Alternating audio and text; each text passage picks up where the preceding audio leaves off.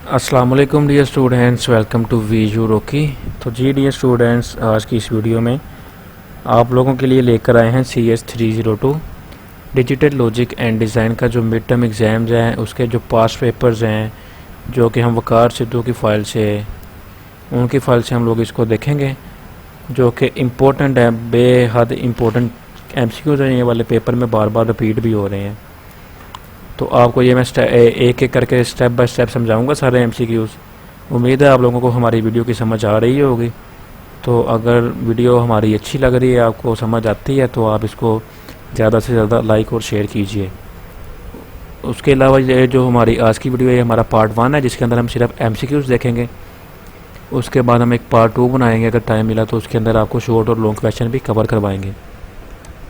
तो स्टार्ट करते हैं अपनी आज की वीडियो, जिसके अंदर क्वेश्चन नंबर 1 है, the range of excess 8 code is from dash to dash. यानी कि हमने बताना है कि जो ये कोड है, ये इसकी रेंज कहाँ से कहाँ तक है। तो जो इसकी रेंज है वो +7 से लेकर -8 तक है। इसका ऑप्शन एक करेक्ट आंसर है। इसको मैं आप लोगों को हैंड आउट से भी वेरीफाई करवा देता हूँ। हैंड आउट्स भी हमने साथ ओपन किए हुए हैं। SS8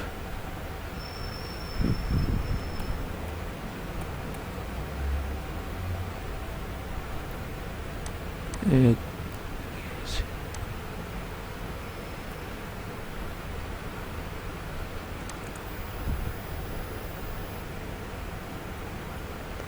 ये देखें जी, हमारे पास आ गया। Consider the decimal number range +7 to -8। ये जो हमारा एक्सेस कोड है, इसकी जो रेंज है +7 से -8 तक है। ये आप लोगों ने अच्छे से याद रखना है, इंपॉर्टेंट MCQ है ये वाला। नेक्स्ट हमारे पास है जी, the decimal 17 in binary code decimal will be represented as. इधर उन्होंने लगाया हुआ है 1011 फिर 1, लेकिन ये मुझे रॉन्ग लग रहा है, क्योंकि जब हम किसी भी डेसिमल को बाइनरी में कन्वर्ट करते हैं तो हम इस तरह उसको करते हैं। आप लोगों को पता होगा, आइडिया होगा इसके बारे में। यहाँ पे हमारा 17 आ जाएगा, उसके बाद इसको 2 से डिवाइड करेंगे। पहले आएगा 2 8 16, हमारे पास 1 बच गया। उसके बाद आ गया 2, उसको 4 से किया तो 8 आ गया। 2 4 8 आ गया। इधर हमारे पास क्या बचा, 0, क्योंकि 4 दूनी 8 और बाकी 0 बच गया। उसके बाद इसी तरह यहाँ पे आएगा 2 2 4, तो बाकी हमारे पास क्या बचेगा, 0 बचेगा। उसके बाद 2 1 2, तो हमारे पास 0 बच गया। अब इसका जवाब किस तरह से आएगा, हम इसको शुरू करते हैं यहाँ से नीचे से ऐसे करके, फिर इसको ऊपर की तरफ ले जाते हैं। ये हमारा जवाब होता है। अब इसका आंसर जो हमारे पास आ रहा है वो है 1 0 0 0 और 1। तो ये वाला जो इसका बाइनरी के अंदर आंसर सही है। उसके अलावा ये हैंड आउट्स पे भी मैंने ये देखा था, वहाँ पे भी मुझे मिला है यही वाला आंसर, वहाँ पे भी लिखा हुआ है। आपको वहाँ से भी चेक करवा देता हूँ।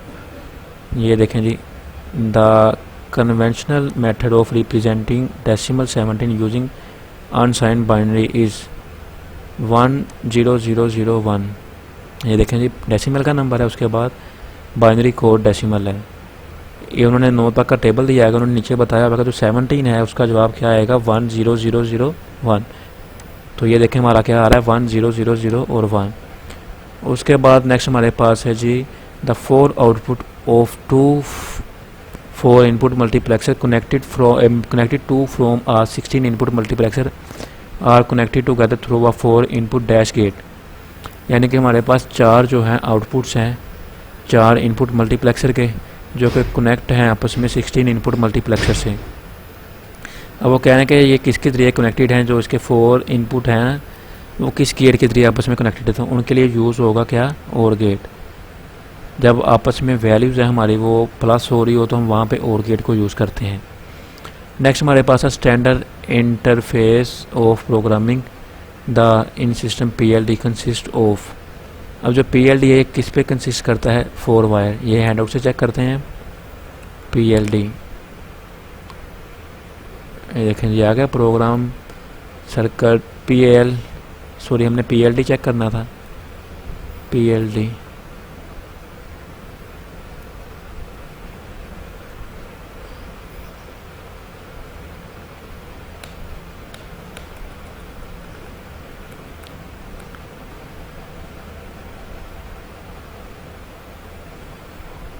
तो ये हैंड आउट से आप लोगों ने चेक कर लेना, अब मुझे मिल नहीं रहा।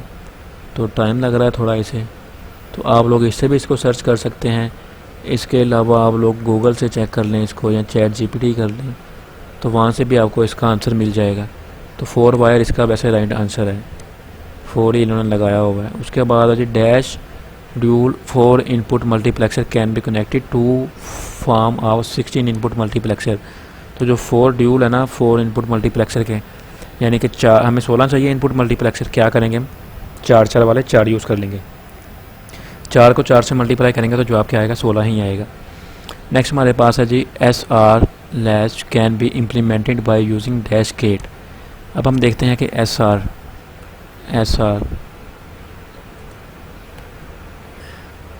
ये देखें जी SR latch is implementing by connecting two NAND gate together.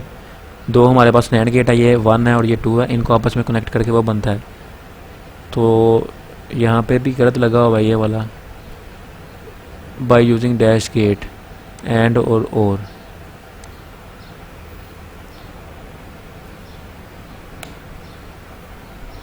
इसको चेक करते हैं, हो सकता है इसका कोई और भी हो।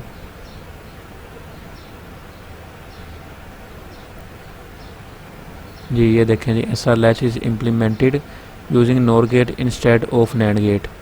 इसके यानी कि डिफरेंट टाइप्स हैं, कहीं हम इसको नैंड से कनेक्ट करते हैं, कहीं नोर से करते हैं, कहीं हम नैंड से करते हैं। तो जो ये वाला है ये राइट आंसर है इसका। एंड और को भी हम यूज़ करके SR जो लैच है उसको इम्प्लीमेंट कर सकते हैं। अगर आपको कोई भी चीज़ कन्फर्म ना हो या कोई मुझसे गलत बताई जा रही हो, आप लोग उसको वेरीफाई कर सकते हैं। और अगर कोई चीज़ मैंने आपको गलत बताई है तो आप लोग कमेंट सेक्शन में उसे मेंशन कर दें, ताकि जो नेक्स्ट आने वाले नए स्टूडेंट हैं उनको कोई भी कन्फ्यूजन ना हो।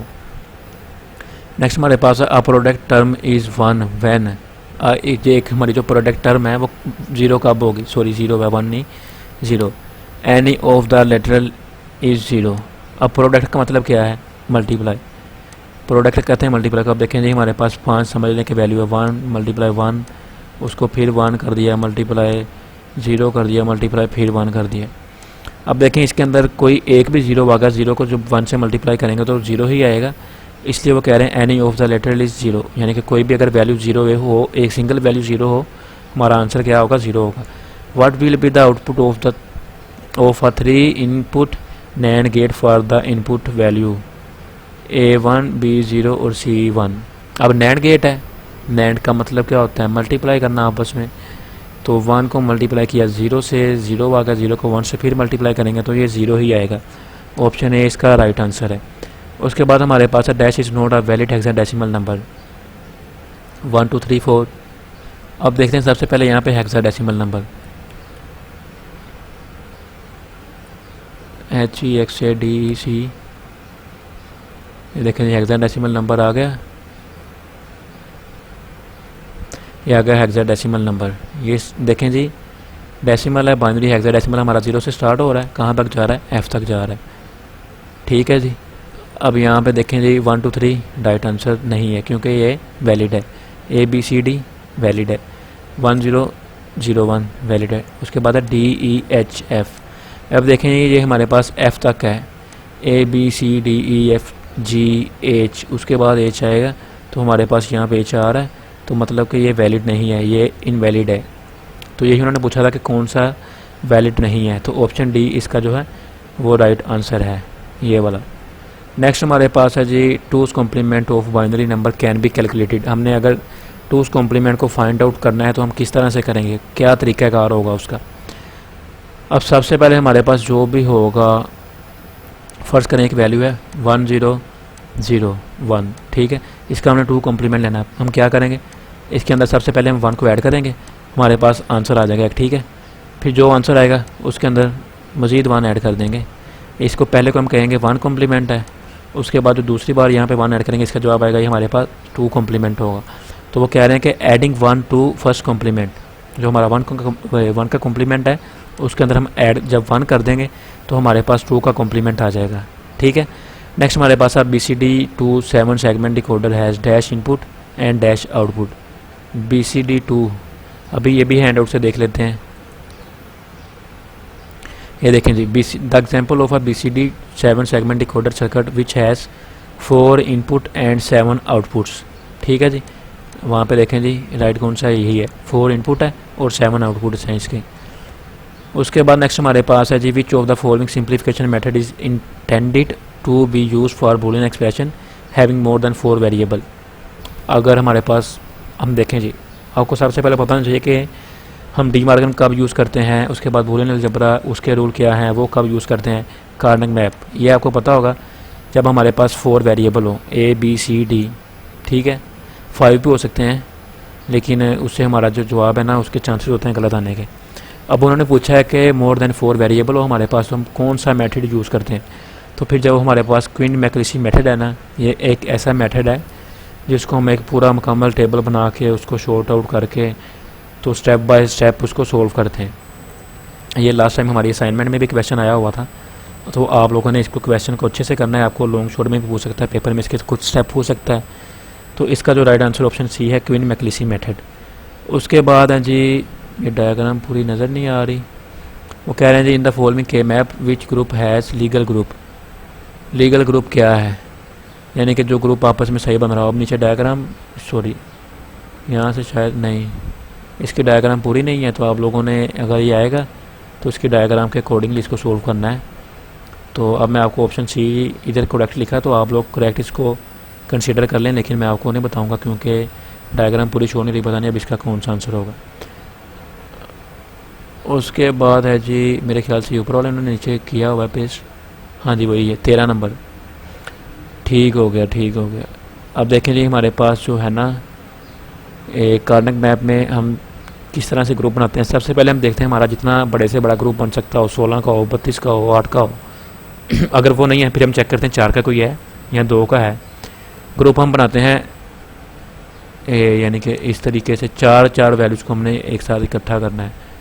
हम डायगोनल ग्रुप भी डायगोनल नहीं बना सकते हैं, बल्कि हम सीक्वेंस वाइज बना सकते हैं, या रो वाइज या कॉलम वाइज, या फिर अगर कोई रोज़ एंड कॉलम ऐसे इकट्ठा हो तो वो भी उसको भी हम बना सकते हैं। लेकिन जब वो हमारे पास 8 का होगा फिर हम 8 सेलेक्ट करेंगे इस तरह से।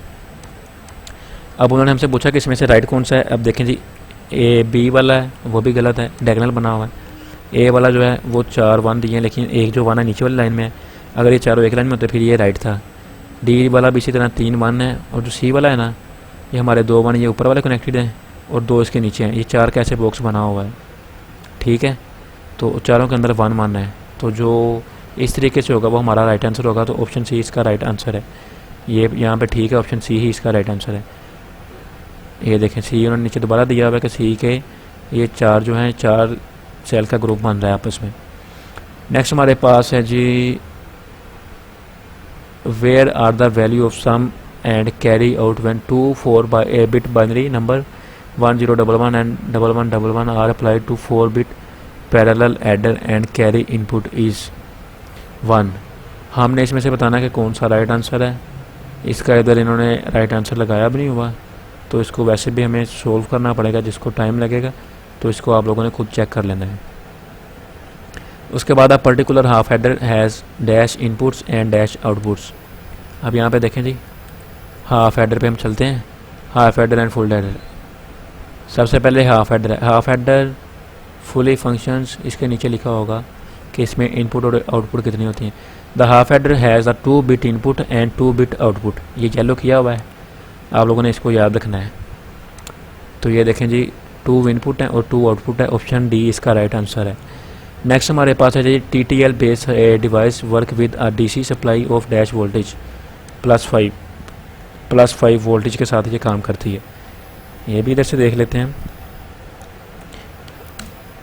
TTL, ये देखें जी TTL +5 वोल्ट, ठीक है।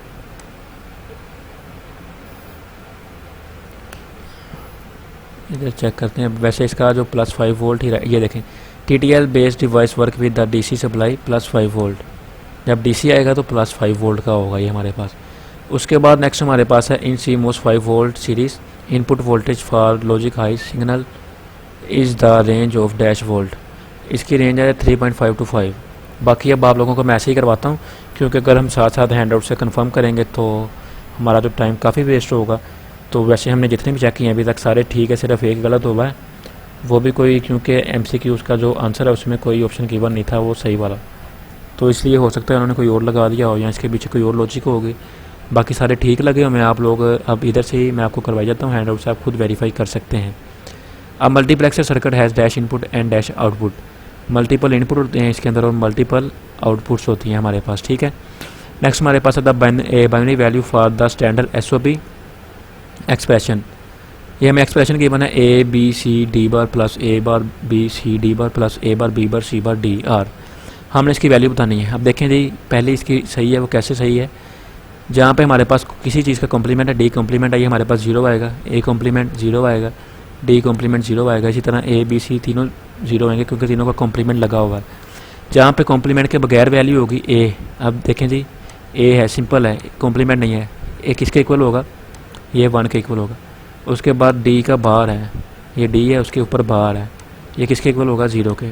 बार वाली सारी वैल्यू 0, बार के बगैर वाली 1, तो ऑप्शन ए इसका राइट आंसर यही बनता है।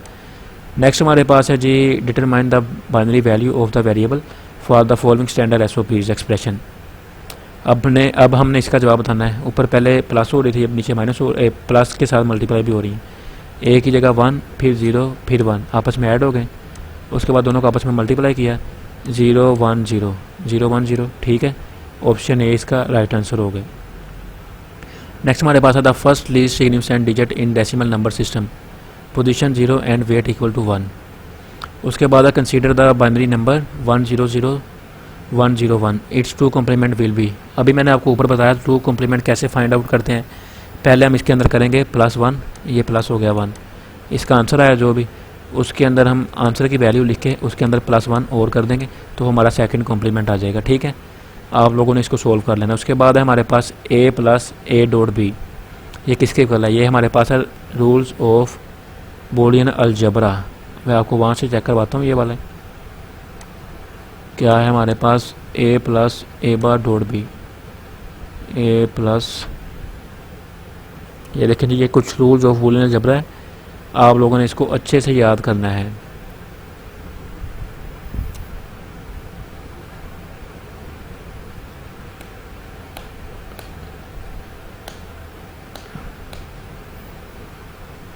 एक मिनट, a प्लस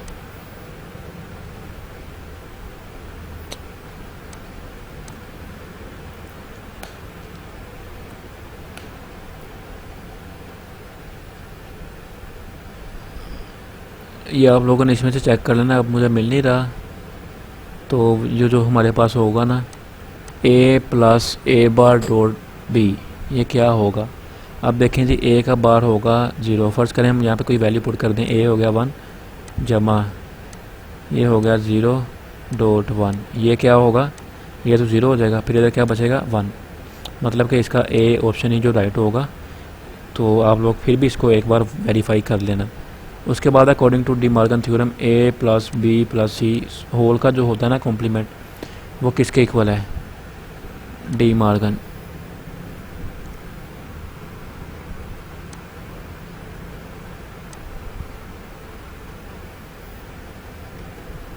ये देखें जी डी मॉर्गन थ्योरम है, इसके 2 रूल आप लोगों ने याद रखने हैं। ये वाले, जब सारी आपस में मल्टीप्लाई हो रही हो, उनका ऊपर बार आ रहा हो, जब हम उसको अलग अलग डिवाइड करते हैं तो फिर वो आपस में प्लस में कन्वर्ट हो जाती है, ऊपर बार सबका अलग अलग हो जाता है। जब प्लस में सारी हो ऊपर बार हो तो उसको कन्वर्ट करेंगे, उसका फिर जो हमारे पास है आपस में सारी मल्टीप्लाई होंगी और इसका बार अलग अलग हो जाएगा। यही चीज़ यहाँ पर है, a का बार डॉट b बार डॉट c बार, ऑप्शन सी इसका राइट आंसर है।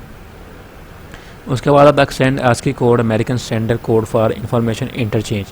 अब जो आस्की है इसको भी आपने याद रखना कि आस्की स्टैंड फॉर क्या है। ये एक टेक्नोलॉजी है, information interchange represent dash unique code, इसके अंदर 256 जो हैं यूनिक कोड होते हैं। उसके बाद है द 3 फंडामेंटल गेट्स एंड और नोट, ऑप्शन डी इसका राइट आंसर। उसके बाद for standard SOP expression a dash is a place in the cell corresponding to the product term min term present in the expression 1। जब हमारे पास होगा min term, उसके अंदर खाली जो है ना वो पूछ रहे हैं कि place in the cell corresponding to the product term min term, वो हमारा 1 आएगा, जहाँ पे मैक्सिमम मैक्स टर्म हो जाएगा। एक था मिन टर्म और एक मैक्स टर्म, ये 2 ही हैं हमारे शायद मेरे ख्याल से।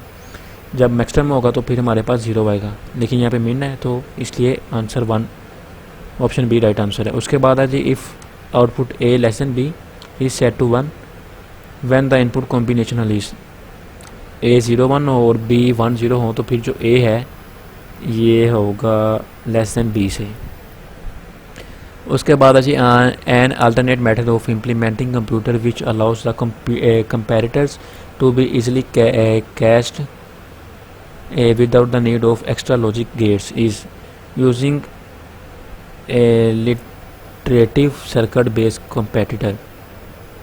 उसके बाद है जी 2 inputs 4 bit multiplexer 74 multiply 157 can be connected to implement a dash multiplexer 2 input and 8 जो है bit 2 input 8 bit। पहले हमारे पास होंगे 2 input, ये 2 इनपुट तो एक्स्ट्रा ही इन्होंने मेरे ख्याल से लिखा हुआ है, यहाँ पे सिर्फ आएगा इम्प्लीमेंट आ 8 बिट मल्टीप्लेक्सर। तो अगर 2 इनपुट ना भी हुआ पेपर में आपके पास तो आप इसको स्किप करके 8 बिट को आप याद रख सकते हैं, ठीक है।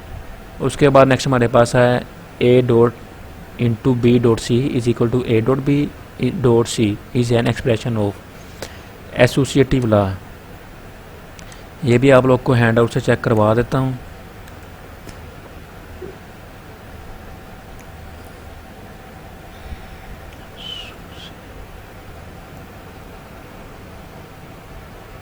ये देखें जी हमारे पास क्या आ गया, ये लॉज हैं, ये शॉर्ट के लिए बहुत इंपॉर्टेंट है। Law of Boolean algebra, commutative law, distributive law और एसोसिएटिव लॉ। एसोसिएटिव लॉ में देखें ये वाली हमें एमसीक्यूज गिवन है, A dot B dot C A dot into B dot C is equal to into A dot B into C, ठीक है। तो ये हमारे पास क्या है, एसोसिएटिव लॉ है। उसके बाद है जी A plus B bar plus C A bar plus C is an example of product of sum term. अब देखें जी ये क्या है जी, प्रोडक्ट ऑफ सम टर्म। ये आपको बस समझा देता हूँ कि होता क्या है। प्रोडक्ट है, प्रोडक्ट का मतलब है कि ये एक वैल्यू है हमारी, ये 2 है और ये 3 आपस में मल्टीप्लाई होनी है, तो मतलब इसका ये प्रोडक्ट हो रहा है, ठीक है। प्रोडक्ट होने के बाद ये तीनों आपस में क्या हो रही हैं, ठीक है, सॉरी ये तीनों आपस में हो रही थी प्लस सम जिसे हम कहते हैं, ये भी दोनों सम हो रही हैं, ये तीनों आपस में सम हो रही हैं और ये दोनों आपस में सम हो रही हैं। उसके बाद तीनों आपस में डॉट के ज़रिए या ब्रैकेट के ज़रिए आपस में अटैच हैं। डॉट को या फिर ब्रैकेट को हम प्रोडक्ट कहते हैं, जिसे मल्टीप्लाई भी बोल सकते हैं। तो ऑप्शन ए इसका राइट आंसर होगा। उसके बाद आता है expression F is equal to A plus B plus C describe the operation of 3 bit dash gate OR gate. उसके बाद ये वही वाला जो हमने ऊपर देखा था, सी इसका राइट आंसर था, ये वही सी है, ठीक है। उसके बाद अब particular half and full adder, पहले हमने देखा हाफ एडर, अब हम देखते हैं जी फुल एडर। तो हाफ एडर हमने देख लिया था, उसके अंदर 2 और 2 होती थी, 2 इनपुट 2 आउटपुट्स। अब आ गया हमारा full adder. A full adder has a 3 bit input and a 2 bit output. तो 3 बिट और 2 बिट, ऑप्शन सी इसका राइट आंसर है। ये फिर वही है, सी वाला राइट आंसर है इसका। ये उन्होंने वही नीचे बताया हुआ, ऊपर आपको मैंने ये डिटेल से समझाया सारा कुछ। उसके बाद है विच of the following is the symbol of और ऑपरेशन इन ABL। तो हैश का सिंबल जो इसके लिए यूज़ होता है, लेकिन जो ये हमारा सिलेबस है, ये सिलेबस से हट के है, टॉपिक MCQ ये वाला हमारा जो सिलेबस है लेक्चर नंबर 1 से लेक्चर नंबर 18 तक है। और जो ये क्वेश्चन है मेरे ख्याल से 18, 19 या 21 लेक्चर में से है ये वाला। वैसे आप लोग याद कर लें इसको, कोई मुश्किल चीज़ नहीं है। उसके बाद a latch has dash stable state, 2 state होती हैं इसके अंदर, ठीक है। उसके बाद latch retains its states unless input its changed, यानी जब तक इनपुट चेंज नहीं होगी। अब उसके बाद है जी at S is equal to 0 R is equal to 1 an active high SR latch is an condition. वो रेस की कंडीशन में होगा जब S 0 होगा और R 1 होगा। उसके बाद इसका ये आंसर है, हमें सम कैरी सम गिवन है, what are the sum and the carry C out for all full adder circuit when A1 B1 और C in is equal to 0। तो ये वाला ऑप्शन है इसका राइट आंसर है, आप लोगों ने इसको चेक कर लेना है। उसके बाद हमारे पास एक नंबर गिवन है, उसका 2 कॉम्प्लीमेंट, ये भी हमारा रिपीट हो रहा है। मैंने आपको बताया कि किसी भी नंबर का इनपुट अगर 2 कॉम्प्लीमेंट लेना हो, उसके अंदर सबसे पहले ऐड करेंगे 1 को, फिर जो जवाब आएगा उसके अंदर 1 को फिर ऐड कर देंगे, तो 2 कॉम्प्लीमेंट आ जाएगा। नेक्स्ट हमारे पास था the value in that exceed the specific range cannot be correctly represent and are considered overflow। फ़र्ज़ करें हमें रेंज गिवन है, ये 1 है, ये 10 तक हमें गिवन है, हम इससे ऊपर नहीं जा सकते। लेकिन अगर कोई हमारी वैल्यू यहाँ पे आ गई है 17 है या 18 है, 20 भी हो सकती है, तो फिर ये वैल्यू बढ़ गई तो हम इसको क्या कहेंगे, यानी कि जो वैल्यू रेंज से बाहर है, रेंज से हट के आई है, तो वो हमारे पास ओवरफ्लो कहलाएगा। उसके बाद ये फिर वही वाला है कि अगर ये तीनों हमारे पास डी मॉर्गन लॉ हों तो ये किसके इक्वल होंगे, A bar dot B bar dot C bar. ये देखें जी, यहाँ तक हमने अपने मेरे ख्याल से 2 कर लिए हैं, तीसरा स्टार्ट हो गया पेपर। यहाँ पे हमारे 2 पेपर ख़त्म हो गए थे जो पास पेपर हैं। 20 MCQs वाला ये पेपर था, तो बाकी सारे ये रिपीट हो रहे हैं, बार बार वही हैं। आपको थोड़े बहुत और करवा देता हूँ, बाकी आप लोगों ने सारे खुद करने हैं। अगर आपको ये फ़ाइल चाहिए हो तो आप लोग व्हाट्सएप का ग्रुप ज्वाइन करें, वहाँ पे मुझे मैसेज करें फ़ाइल के लिए, तो मैं आपको फ़ाइल सेंड कर दूँगा। उसके अलावा बाकी आप लोगों ने सारा देख लेना है। The output of a NAND gate is 1 when all input are 1। NAND gate AND gate है। एंड गेट का आपको बताया था कि ये मल्टीप्लाई के तौर पे काम करता है। मल्टीप्लाई में एक भी वैल्यू 0 की हो तो जवाब हमेशा 0 ही रहेगा, उसमें 0 नहीं होना चाहिए। ऑल इनपुट 1 होंगी तो हमारे पास जवाब 1 आएगा। Standard SOP form has dash A dash term debt have all variable in the domain of the expression, तो प्रोडक्ट इसका राइट आंसर है। उसके बाद कंपैरेटर है circuit has multiple inputs and multiple inputs इसके अंदर और 3 आउटपुट थे। उसके बाद है जी, ये भी हमने ऊपर देखा हुआ है, जो रिपीट हो रहे हैं इसको हम नहीं करेंगे अब, ये नया शायद। The active high and active low input 3 to 8 decoder are as follow, 1 active high and the remaining 2 are active low. उसके बाद है जी OLMC consist of flip flop के ऊपर ये कंसिस्ट करता है। उसके बाद है the quad multiplexer has dash input, 16 input होती हैं इसके अंदर। उसके बाद जी carry propagation to be expressed as carry,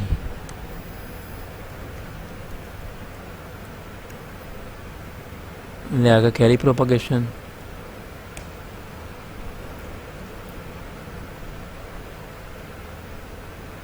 ये देखें जी, कैरी आउट, कैरी प्रोपागेशन हमने फाइंड करनी है।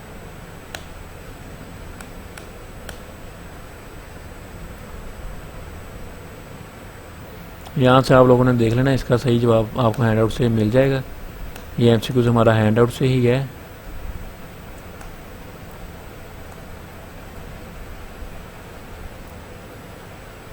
ये हमारे पास सामने है और कैरी आउट है। यहाँ पर ही कहीं ना वो होगा हमारे पास जो है इसका प्रोपागेशन, कैरी प्रोपागेशन, उसका आपने वहाँ से चेक कर लेना है। उसके बाद है जी, कह रहे हैं कि इन द बाइनरी नंबर, ये हमारे पास नंबर है, the first bit at the right of the decimal point has the weight, इसका हमने वेट बताना है। तो ये भी आप लोगों ने चेक कर लेना, इसका राइट आंसर यहाँ पे नहीं लगा हुआ। ये सोल्व करने वाला क्वेश्चन है, आप लोग इसको सोल्व कर लें। उसके बाद ये वही रिपीट होगा, सी वाला, सी ऑप्शन राइट था। उसके बाद 3.525 ये भी रिपीट है। उसके बाद है प्रोग्रामेबल अरे लॉजिक PAL, मल्टीपल इनपुट और मल्टीपल आउटपुट। उसके बाद है जी A+B, इसको हमने अब बी नोटेशन के अंदर लिखना है। तो A+B, अभी हमने ऊपर देखा जो प्लस है यानी कि ये और गेट है, और जो और गेट का साइन है अबील के अंदर वो क्या है, हैश वाला, तो हैश इसके अंदर आएगा, तो साथ ए और बी वैसे ही आ जाएगा। बाकी ये सारे आप लोगों ने देख लेने, अगर ज़रूरत पड़े तो फ़ाइल मुझसे ले लेना, मैं आप लोगों को फ़ाइल सेंड कर दूंगा। तो बाकी सारे MCQs इसी तरह इजी हैं आप लोगों ने, लेकिन इसको अच्छे से रेडी करना है। तो उसके अलावा आप लोग इसके हैंडआउट्स भी रीड करें अगर आपके पास टाइम है, और अगर मुझे टाइम मिला तो मैं इसका एक जो है पार्ट 2 बनाऊँगा, जिसके अंदर हम देखेंगे जो इम्पोर्टेंट शॉर्ट और लॉन्ग क्वेश्चन है जो बार बार पेपर में रिपीट हो रहे हैं या फिर जिनके आने के चांसेस हैं, हम वो करेंगे। तो जी डियर स्टूडेंट्स, उम्मीद है आपको आज की वीडियो की समझ आई होगी। तो अगर किसी को कोई समझ ना आई हो या कोई क्वेश्चन मैंने गलत करवाया हो आपको, तो आप लोग कमेंट सेक्शन में पूछ सकते हैं, कोई भी बात या कोई फीडबैक अपना दे सकते हैं। तो मिलते हैं अपनी नेक्स्ट वीडियो में, तब तक के लिए अपना ख्याल रखिए। अल्लाह हाफिज़।